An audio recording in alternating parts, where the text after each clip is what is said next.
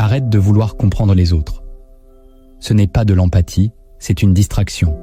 Chaque minute que tu passes à déchiffrer leurs intentions, à deviner leurs blessures, à anticiper leurs réactions, c'est une minute où tu renonces à ton propre pouvoir. Machiavel ne perdait pas son temps à sonder les âmes. Il les observait, il les utilisait, mais il ne cherchait pas à les comprendre.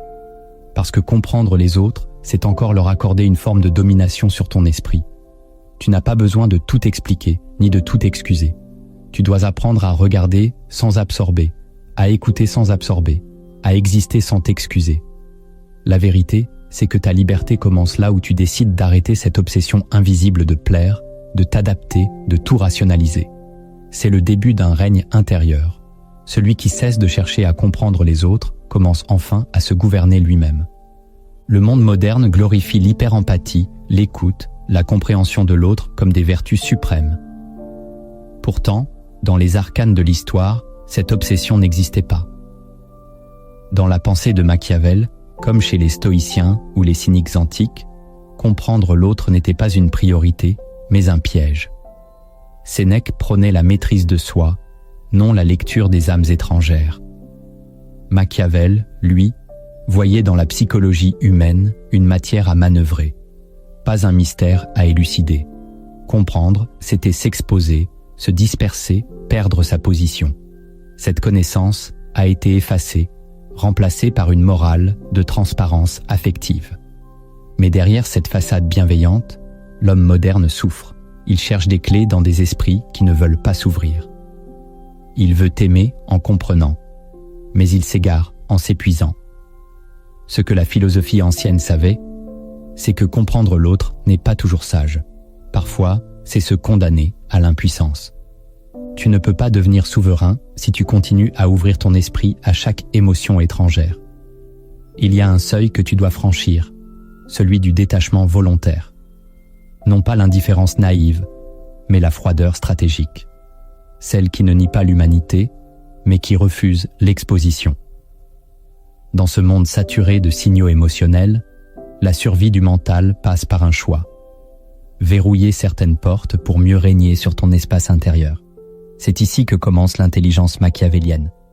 La première froideur stratégique, c'est de renoncer à comprendre ce que l'autre ne veut pas dévoiler. Tu perds ton énergie à interpréter les silences, à décoder les non-dits, à chercher une vérité dans les fragments d'un esprit qui ne t'appartient pas. Mais tu ignores une chose essentielle. La plupart des gens ne veulent pas être compris. Ils veulent être crus. Comprendre réellement quelqu'un, c'est menacer l'image qu'il construit. C'est violer son théâtre intérieur. Et cette violation déclenche deux réactions, la fuite ou l'agression. Si tu veux te libérer, tu dois renoncer à cette illusion noble de vouloir comprendre les autres à tout prix. C'est un piège tendu par ton besoin d'être utile, d'être connecté, d'être bon. Mais le stratège ne cherche pas à comprendre pour aimer. Il observe pour anticiper. Il analyse pour se protéger. Il ne pénètre pas l'intimité psychique de l'autre par curiosité, mais pour éviter d'y être absorbé. Dès que tu sens que tu veux comprendre quelqu'un qui reste opaque, arrête-toi. Ce n'est pas un mystère, c'est un mur. L'autre se cache parce qu'il le veut, pas parce que tu n'as pas assez creusé. Ta tâche n'est pas de casser les murs émotionnels, c'est de ne pas y laisser ta lucidité. Comprendre les autres est un luxe que seuls ceux qui sont déjà libres peuvent s'offrir. Mais tant que tu es encore vulnérable, cherche plutôt à comprendre pourquoi tu veux comprendre. Tu découvriras que ce besoin est souvent un masque pour ton insécurité, ton besoin de contrôle, ton angoisse d'être rejeté. La froideur stratégique commence ici, reconnaître que la compréhension totale est un mirage et que le silence de l'autre est parfois plus vrai que ses explications. Cesse de lire les cœurs, lisse les dynamiques. Ne cherche pas la sincérité, cherche le mouvement, car ceux qui veulent être compris sont rares, mais ceux qui veulent te manipuler sont nombreux. Et le seul rempart contre cette manipulation, c'est ta capacité à ne pas t'y intéresser. La deuxième froideur stratégique, c'est de ne plus expliquer ton comportement à ceux qui n'entendent que leur version. Tu as passé des années à justifier tes choix, à corriger les malentendus, à vouloir t'expliquer quand quelqu'un t'interprétait mal. Mais tu as oublié une chose. Expliquer, c'est quémander une validation. Et plus tu t'expliques, plus tu descends. Celui qui se justifie est déjà en position inférieure. Machiavel l'a compris depuis longtemps. L'image est plus forte que la parole. Ce que tu projettes compte plus que ce que tu expliques. Et ceux qui veulent mal te voir trouveront toujours une raison de le faire. Tu ne peux pas gagner en t'expliquant. Tu gagnes en imposant une forme. Tu perds ton autorité à chaque fois que tu ouvres ton cœur devant quelqu'un qui t'a déjà enfermé dans un jugement. La froideur stratégique, ici, consiste à ne plus répondre, à ne plus te défendre, à ne plus chercher à corriger leur perception. Tu n'es pas responsable de ce que les autres pensent de toi. Tu es responsable de ce que tu permets. Tant que tu cherches à convaincre l'autre de ta bonne foi, tu es encore dans sa main. Il te tient par le regard qu'il pose sur toi. Tu veux sortir de cette prison? Ferme la bouche. Laisse-le croire ce qu'il veut et regarde où cela mène. Celui qui ne s'explique plus devient une énigme. Et l'énigme domine. C'est une règle cruelle mais implacable. Les hommes respectent ce qu'ils ne comprennent pas totalement. Ils méprisent ce qui se rend trop accessible. Tu n'as rien à prouver. Et surtout pas à ceux qui t'ont déjà mal jugé. Garde ton énergie. Cultive le silence. Laisse ton absence parler. La froideur stratégique est un retrait hautain, lucide, souverain. Et dans ce retrait, tu deviens une présence plus forte que n'importe quelle explication. La troisième froideur stratégique, c'est de couper toute tentative de réparation affective avec ceux qui t'ont blessé sans remords. L'esprit naïf croit qu'un dialogue peut tout résoudre. Mais le stratège sait que certaines blessures ne viennent pas d'un accident, mais d'un choix. Quand quelqu'un te blesse volontairement, ou pire, quand il le fait sans jamais chercher à réparer, il t'envoie un message silencieux. Tu ne vaux pas assez pour que je corrige ce que j'ai cassé. Et toi, tu restes là, à vouloir comprendre pourquoi, à chercher une explication, à creuser dans le passé commun, comme si la vérité s'y cachait. Mais il n'y a pas de vérité dans le passé. Il y a des actes. Et les actes disent tout. Si l'autre ne revient pas, ne s'excuse pas, ne montre aucun mouvement vers la réparation, c'est qu'il n'en voit pas la nécessité. Toi, tu appelles ça de la froideur. Mais en réalité, c'est un choix de domination. L'indifférence est un moyen de te placer en dessous. Tant que tu cours après un pardon non formulé, tu renforces cette hiérarchie invisible. La froideur stratégique, ici, c'est de ne plus attendre de signes, de ne plus chercher à comprendre pourquoi il ou elle agit ainsi. Tu dois rompre l'illusion que le dialogue est toujours possible. Il ne l'est pas. Certaines relations meurent non par faute de mots, mais par excès de lucidité. Et cette lucidité, tu dois l'accepter sans amertume. Quand quelqu'un te montre par ses silences qu'il ne tient pas à réparer, crois-le. Et ferme la porte. Ce n'est pas de la vengeance, c'est de la préservation. Et dans ce renoncement glacé, tu retrouves ta dignité. Car le pouvoir de couper est souvent plus fort que celui de relier. Et celui qui ose se retirer sans bruit devient intouchable. La quatrième froideur stratégique, c'est d'observer sans intervenir. Tu as grandi dans un monde qui t'a appris à réagir vite, à parler dès que tu vois une injustice, à te positionner à chaque tension. Mais cette réactivité te ruine. Elle t'expose, t'use, te disperse. L'un des pouvoirs les plus redoutables de l'esprit souverain, c'est la capacité d'observer sans participer, voir sans s'impliquer, entendre sans réagir. Machiavel savait que celui qui ne se précipite pas devient dangereux, parce qu'il échappe au piège du rythme imposé par les autres. Tu veux contrôler une pièce? Ne parle pas en premier. Tu veux comprendre une dynamique? Ne prends pas parti tout de suite. La froideur stratégique, ici, c'est de ralentir ton feu intérieur. Ce n'est pas de l'indifférence. C'est une forme de patience guerrière. Un recul qui te rend opaque. Et cette opacité fait peur, parce que les gens ne savent plus ce que tu penses. Et quand ils ne savent plus, ils révèlent plus. Tu deviens un miroir silencieux. Et dans ce miroir, ils finissent par se dévoiler malgré eux. Celui qui observe sans parler a déjà une longueur d'avance. Celui qui ne répond pas immédiatement gagne du terrain. Dans ce monde de réactivité, la retenue est une arme, et ta froideur devient une barrière invisible qui protège ton énergie. Apprends à rester dans ton axe. Ne réagis pas à tout. car celui qui réagit à tout finit par ne plus exister pour lui-même. La 5e froideur stratégique, c'est de garder tes projets dans l'ombre tant qu'ils ne sont pas accomplis. Tu veux souvent partager tes idées, tes envies, tes visions avec ceux que tu crois bienveillants. Mais chaque fois que tu exposes ton plan, tu invites les projections des autres dans ton espace, leurs doutes, leurs critiques, leurs jalousies voilées, et parfois même leurs blocages mentaux déguisés en conseils. Tu crois que tu t'entoures, mais en réalité, tu dilues ton feu. Celui qui veut vraiment bâtir quelque chose de fort apprend à travailler dans le secret. Machiavel l'aurait dit ainsi, un projet exposé est déjà affaibli. Il devient vulnérable à l'opinion, aux attaques, aux regards.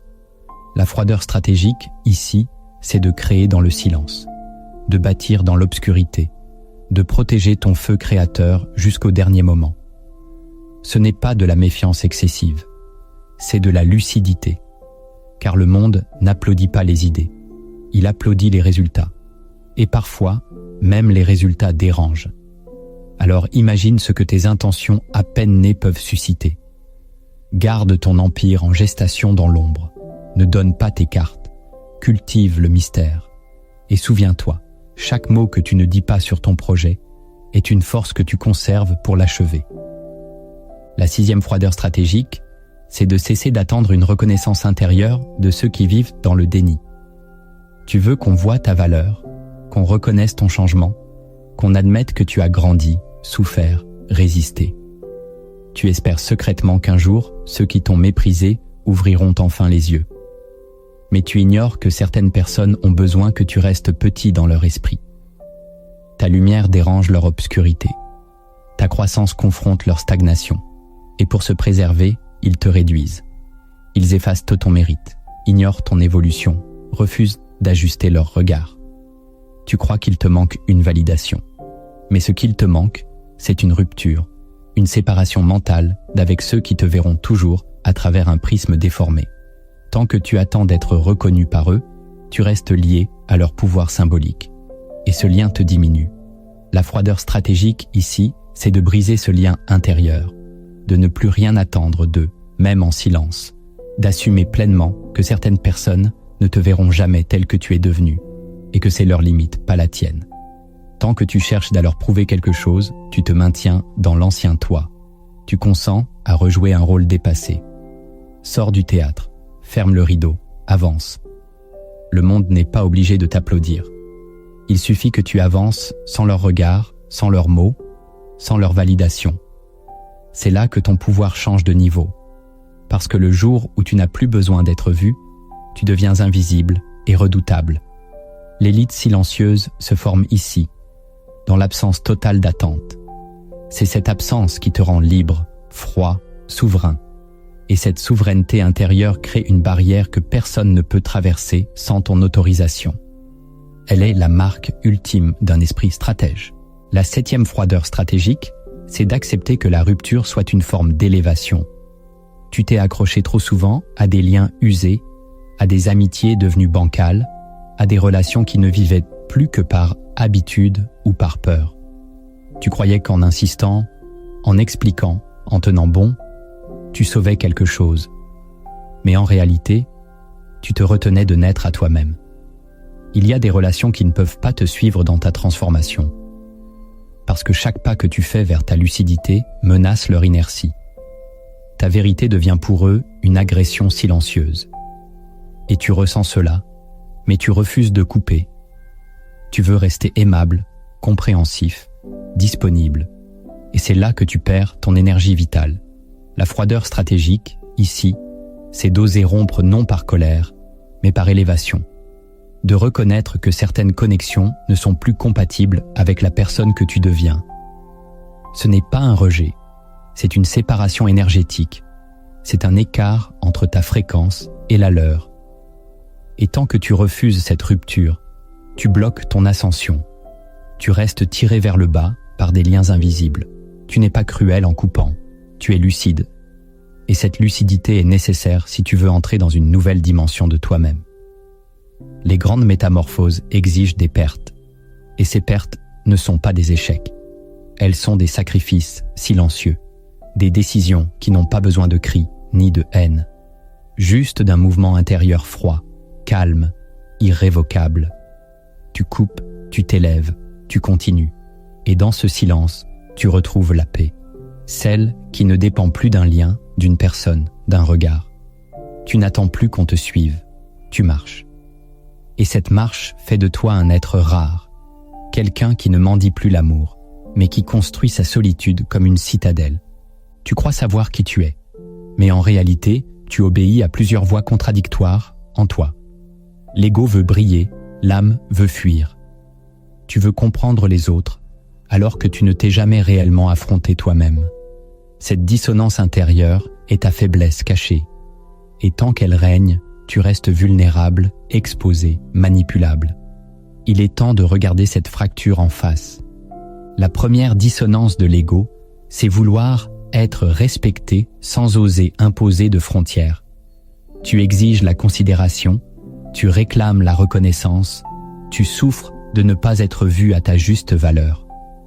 Mais au fond, tu n'as jamais établi de ligne claire entre ce que tu tolères et ce que tu refuses. Tu laisses les autres entrer, commenter, juger, redéfinir ton rôle, et ensuite tu t'étonnes de ne plus être maître chez toi. L'ego te pousse à vouloir exister dans le regard des autres, mais il te trahit dès que tu n'oses pas les confronter. Car la frontière n'est pas qu'un acte extérieur, c'est une déclaration intérieure. Tant que tu cherches à être respecté sans provoquer l'inconfort de dire non, tu restes un esclave poli. Tu veux la paix sans conflit, l'affirmation sans tension, l'autorité sans la morsure du rejet. C'est là que la dissonance naît. Une partie de toi crie « j'existe », pendant qu'une autre s'excuse d'occuper de la place. Et ce tiraillement t'affaiblit. Il brouille ton message. Il t'expose aux manipulateurs qui lisent ce flou comme une invitation. Tu veux que les autres devinent où sont tes limites? Ils ne le feront jamais. Tu veux qu'ils te traitent avec soin? Ils n'en ont pas besoin tant que tu ne l'exiges pas. Et exiger, ce n'est pas supplier. C'est marquer un territoire mental. C'est accepter de déranger. Tant que tu veux être aimé sans risquer l'exclusion, tu es encore dans la cage. La véritable liberté intérieure commence le jour où tu assumes que ton respect ne se négocie pas. Il se déclare. Et cette déclaration ne sera pas toujours bien reçue, mais elle sera entendue, car l'ego qui s'aligne cesse de quémander et commence à commander. Et dans ce basculement, tu redeviens un être souverain. La deuxième dissonance de l'ego, c'est vouloir tout comprendre sans jamais accepter d'être contredit. Tu te crois ouvert. Tu lis, tu observes, tu analyses, tu veux percer les mécanismes des autres, décoder leurs motivations, comprendre leurs blessures. Tu dis que tu veux apprendre, mais au fond, tu veux surtout confirmer ce que tu crois déjà. Tu veux que le monde valide ta lecture du monde. Et dès qu'un point de vue te dérange, ton esprit se referme. L'ego ne supporte pas la remise en cause. Il veut avoir raison, même au prix de l'illusion. Tu appelles ça lucidité, mais c'est souvent rigidité. Tu confonds compréhension et contrôle. Tu veux comprendre pour ne plus jamais être surpris, pour garder une forme de supériorité, pour éviter le vertige de l'inconnu. Et cette posture te coupe du réel, car comprendre suppose de se laisser déranger. D'accepter que ton point de vue puisse être insuffisant, incomplet, voire faux. Mais l'ego préfère la cohérence à la vérité. Il veut une vision qui le renforce, pas qui l'humilie. Alors tu continues de chercher, mais toujours dans les zones qui te rassurent. Tu refuses les contradictions profondes. Tu évites les confrontations qui pourraient te dépouiller. Et tu t'enfermes dans une cage dorée de savoir apparent. La dissonance se creuse. Tu te crois lucide, mais tu refuses d'être transformé. Tu te dis ouvert, mais tu choisis ce qui t'arrange. La véritable intelligence n'est pas d'avoir toujours raison, c'est de pouvoir changer d'angle sans perdre ton axe. De pouvoir entendre ce qui brise ton confort sans que ton identité s'effondre. Cette dissonance de l'ego est une faille que les plus subtils sauront utiliser contre toi. Tant que tu ne sais pas lâcher une idée fausse, tu restes vulnérable à ceux qui te laisseront y croire. Et le jour où tu oseras t'exposer à l'inconfort du vrai, tu découvriras un pouvoir plus grand que la certitude, la souplesse intérieure.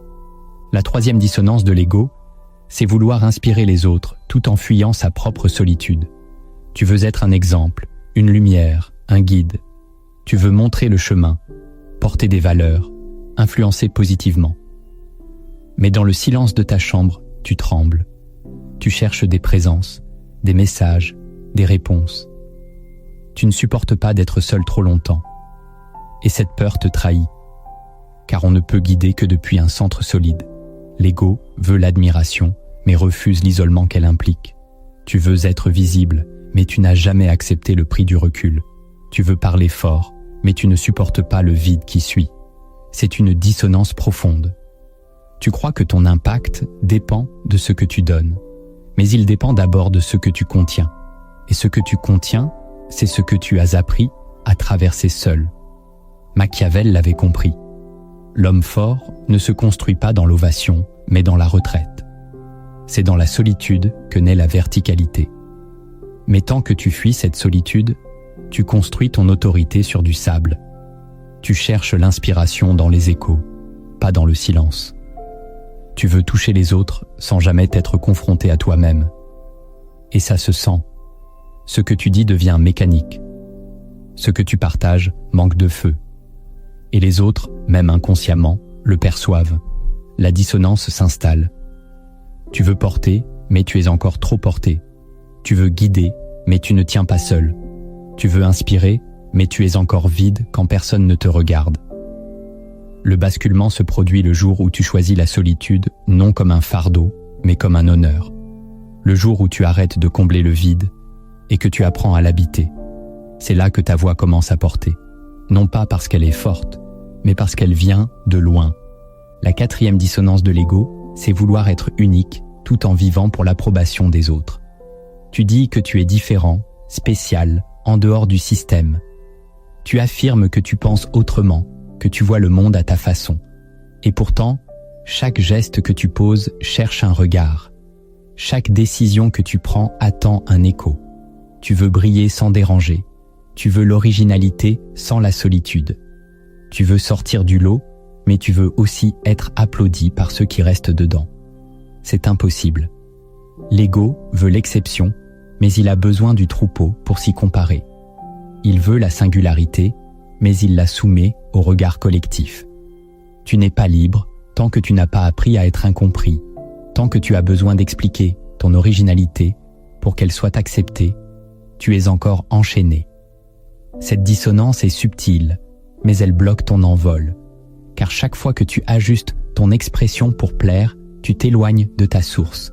Chaque fois que tu adaptes ton ton pour ne pas heurter, tu réduis ton intensité. Et tu le sens.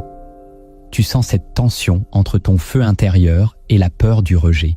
Tu veux oser, mais tu veux plaire. Tu veux trancher, mais tu veux rester aimé. Alors tu t'arrondis, tu lisses, tu consens, et tu t'éteins. La véritable singularité n'est pas un acte esthétique, c'est un choix dangereux. Un isolement consenti, une radicalité muette. Tu ne seras jamais pleinement toi si tu attends qu'on te félicite pour cela. Le jour où tu cesses de demander l'approbation, tu deviens enfin audible, car ton message ne passe plus par la validation extérieure. Il entre directement dans les fissures de l'âme des autres, non pas pour séduire, mais pour secouer. La cinquième dissonance de l'ego, c'est vouloir guérir sans lâcher l'histoire qui te définit. Tu dis que tu veux avancer, tourner la page, te libérer. Tu parles de pardon, de résilience, de transformation.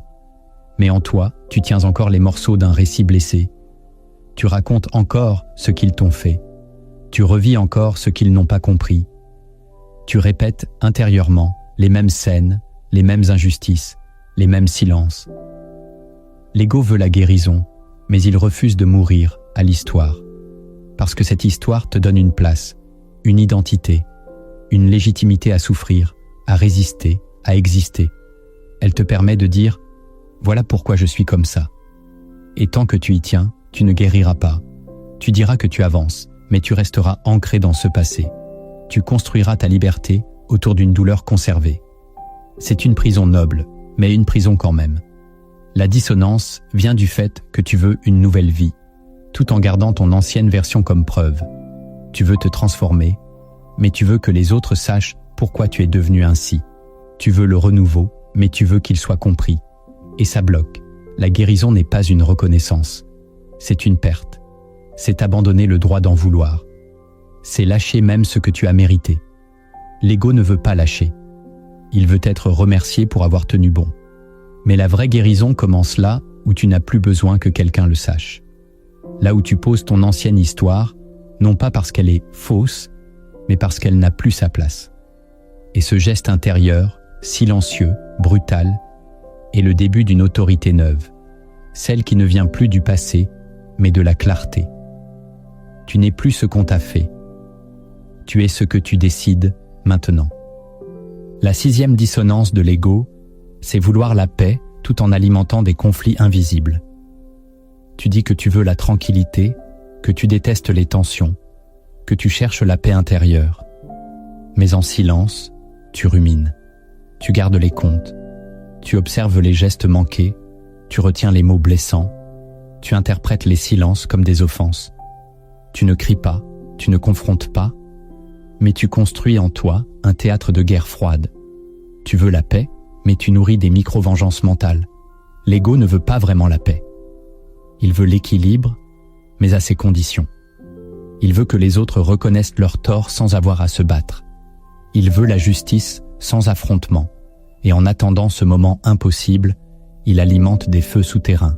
Tu vis avec des tensions que tu caches, des blessures que tu maquilles, des rancunes que tu sublimes. Et cela te consume, parce que cette dissonance intérieure produit une fatigue que rien n'apaise. Tu veux être en paix, mais tu refuses de dire ce que tu ressens. Tu veux éviter le conflit, mais tu le transportes en toi à chaque pas. La paix véritable n'est pas l'absence de bruit, c'est l'absence de tension interne. Et cette paix ne s'obtient pas sans perte. Tu devras oser dire, couper, avouer, confronter, poser des mots là où le silence t'étouffe. L'ego ne veut pas ça. Il veut rester digne. Il veut sauver la face. Mais tant que tu refuses d'entrer dans certains conflits, tu prolonges ta propre guerre intérieure. Tu fais semblant d'aller bien, mais tu saignes en dedans. Tu souris, mais tu t'éloignes. Tu donnes, mais tu retiens. Et tout cela t'affaiblit. La vraie paix commence le jour où tu décides de dire ce que tu n'as jamais dit ou de renoncer à ce que tu n'as jamais reçu. Pas pour obtenir une réponse, mais pour te libérer. Et cette libération te rend froid, droit, aligné. Tu n'as plus besoin que ça s'arrange. Tu as juste besoin que ça cesse. Et c'est cette décision qui guérit, pas le pardon rêvé. La 7e dissonance de l'ego, c'est vouloir être compris tout en portant un masque permanent. Tu dis que personne ne te comprend.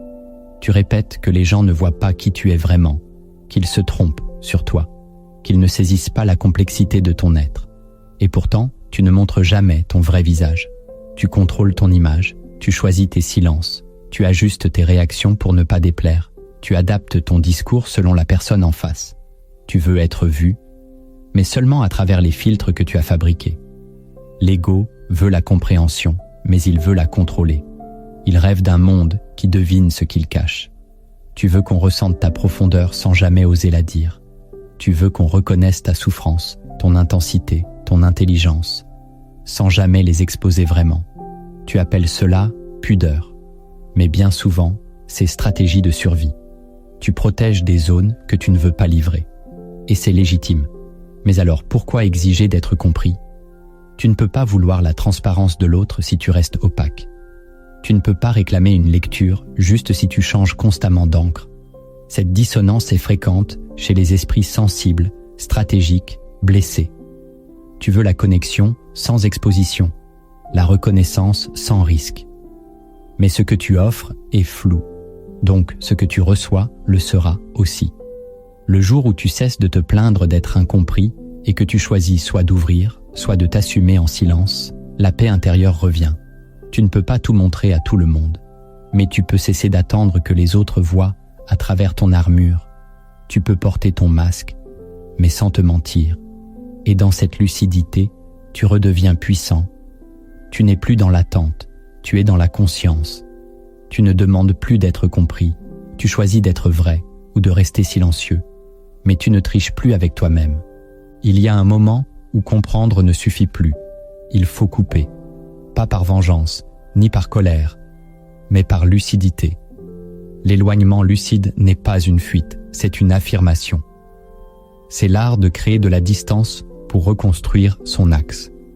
Ce que tu vas découvrir ici, ce sont des gestes simples, concrets, mais radicaux. Des décisions silencieuses qui redonnent du poids à ta présence. Le premier geste d'éloignement lucide, c'est de choisir la disparition temporaire sans justification. Tu es trop visible, trop accessible, trop lisible. Et cette exposition constante use ton énergie et dilue ton pouvoir.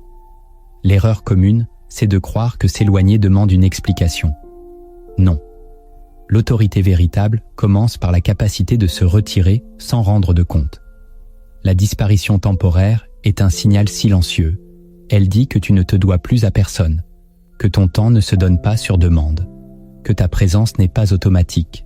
Et dans un monde où tout le monde s'explique, s'excuse, s'actualise en permanence, ta coupure devient un acte de domination. Ce geste ne signifie pas abandon ni rejet. Il signifie recentrage.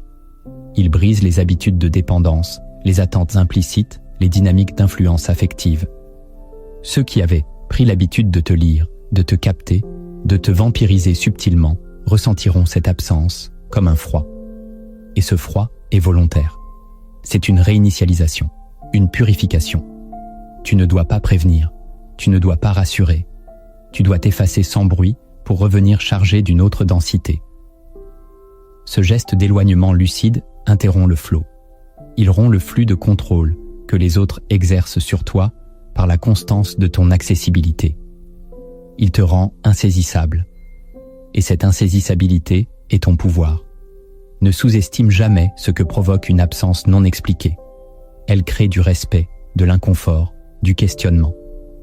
Et c'est dans ce vide que ton autorité renaît. Disparaître, ce n'est pas fuir. C'est s'extraire pour se recharger. C'est saboter les circuits invisibles de contrôle social. C'est rappeler que tu n'appartiens à personne. Tu réapparaîtras, oui, mais changé, recentré, refermé.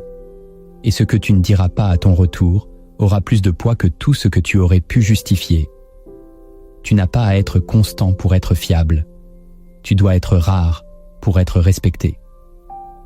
Le deuxième geste d'éloignement lucide, c'est de supprimer volontairement ce qui nourrit les liens faibles. Tu maintiens dans ton cercle des connexions tièdes, ambiguës, sans profondeur. Des relations en suspens, des échanges inutiles, des dialogues qui ne mènent nulle part. Et tu le sais, mais tu les gardes. Parce que l'ego aime se sentir entouré, même par du vide. Pourtant, ces liens faibles sont des fuites d'énergie. Ils prennent sans donner. Ils distraient sans nourrir. Ils comblent une peur sans jamais construire une alliance réelle. L'éloignement lucide, ici, passe par un acte simple et radical. Couper l'alimentation. Supprimer les messages laissés en attente.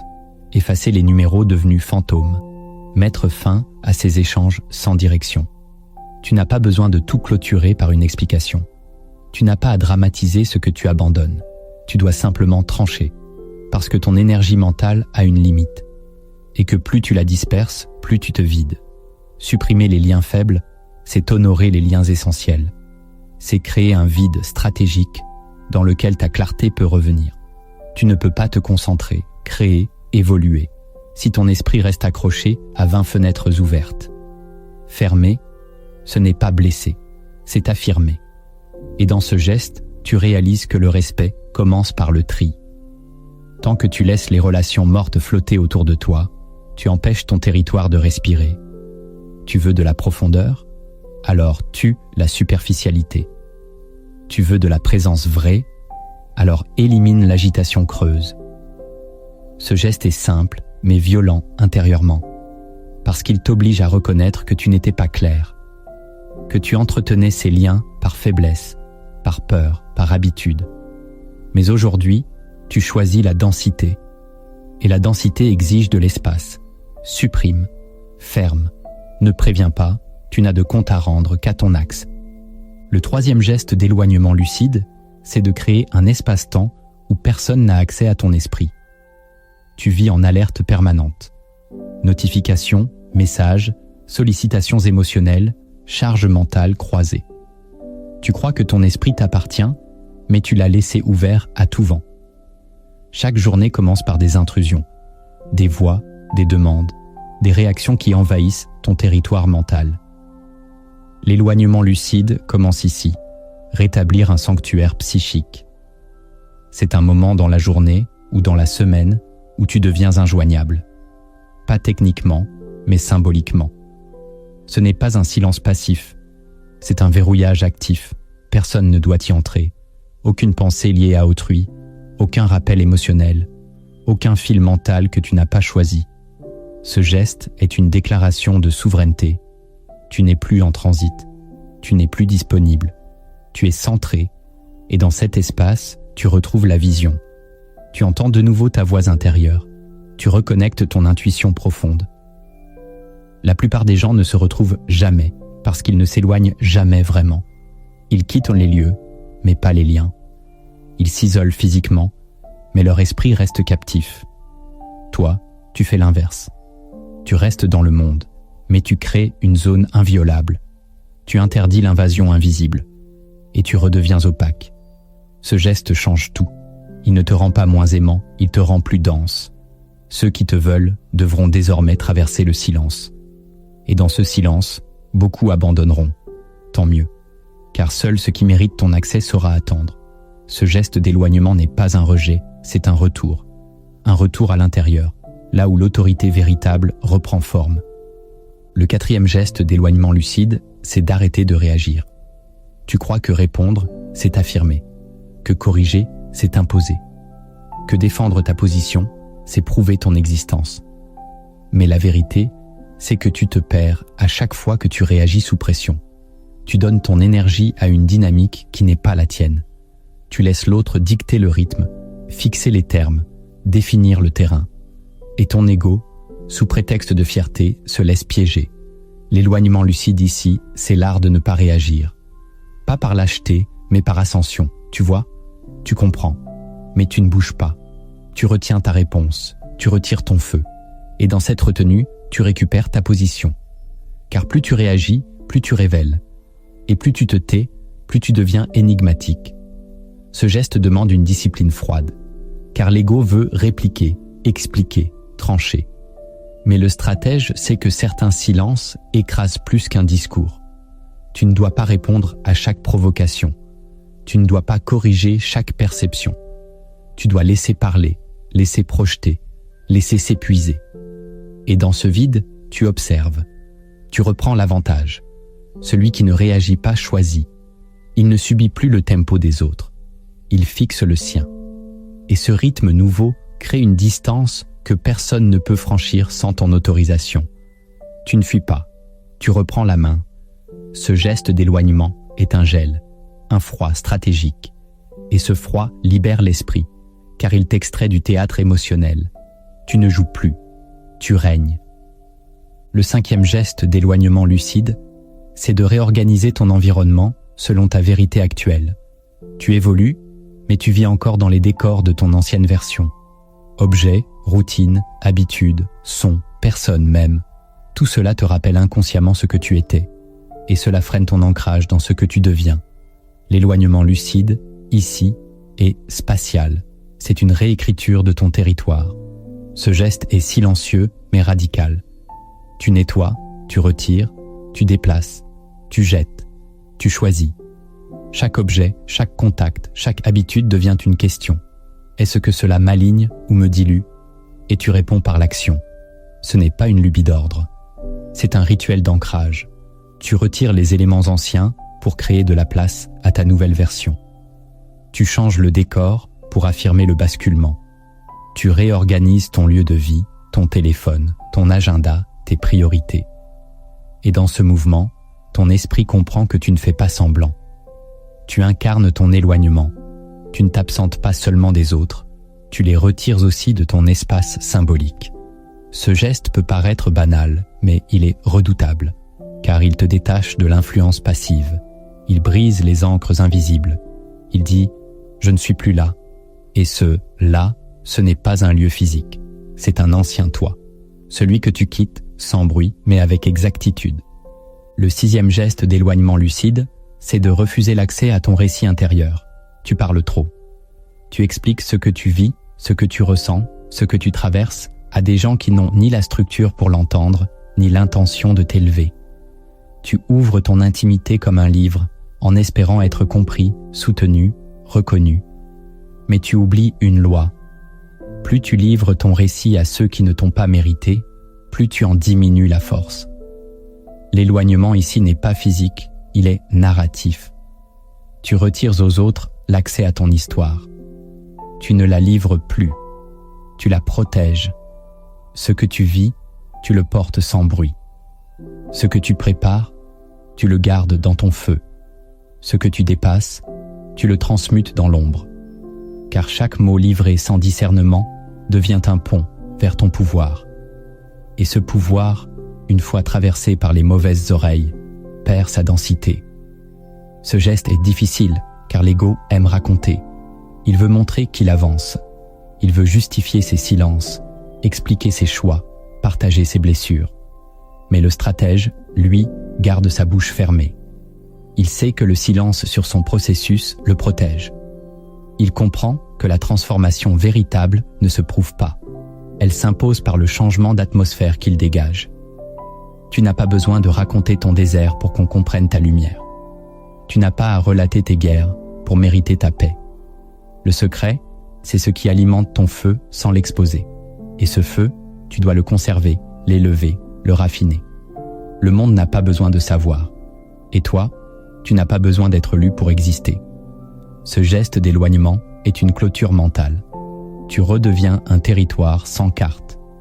Et dans ce territoire, tu redeviens roi. Le 7e geste d'éloignement lucide, c'est d'ignorer les rappels émotionnels déguisés en nostalgie.